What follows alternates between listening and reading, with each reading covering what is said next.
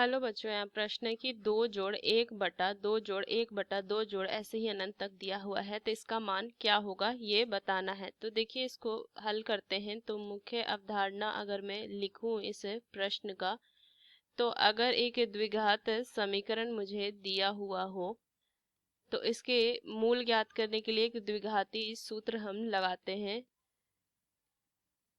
तो इसके मूल x बराबर में माइनस बी में बी प्लस माइनस वर्गमूल b का वर्ग ऋण में 4ac बटा में 2a होता है।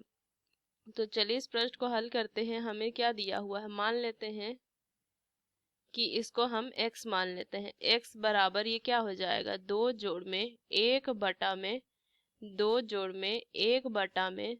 जोड़ में ऐसे ही अनंत तक दिया हुआ है। तो देखिए, x बराबर में 2 जोड़ में इस पूरे को, 2 के अलावा इस पूरे को मान हम रख सकते हैं x, क्योंकि क्या है, ये अनंत तक जा रहा है। तो ये हो जाएगा कितना, 1 बटा में x। ये लिख सकते हैं, इसका पूरा मान कितना हो जाएगा, 1 है, ये इसका मान पूरा हम x रख देंगे, तो ये हो जाएगा 1 बटा x।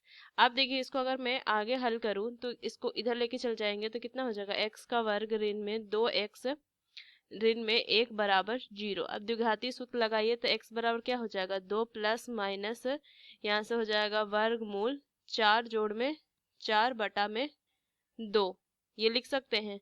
तो x बराबर यहाँ से मान क्या आ जाएगा, x बराबर में 1 प्लस माइनस वर्गमूल 2।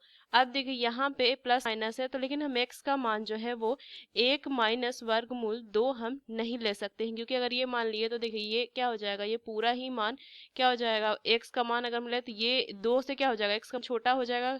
तो यहाँ से मैं क्या लिख सकती हूँ कि ये x का मान जो है ऋण में हम नहीं ले सकते हैं। तो x बराबर में 1 जोड़ में वर्गमूल 2, तो ये इसका सही उत्तर आ जाएगा। तो कौन सा विकल्प में, वर्गमूल 2 बी विकल्प। तो इस मुख्य अवधारणा का इस्तेमाल करके मैंने इस प्रश्न को हल किया। आशा करते हैं ये प्रश्न आपको समझ में आया। धन्यवाद।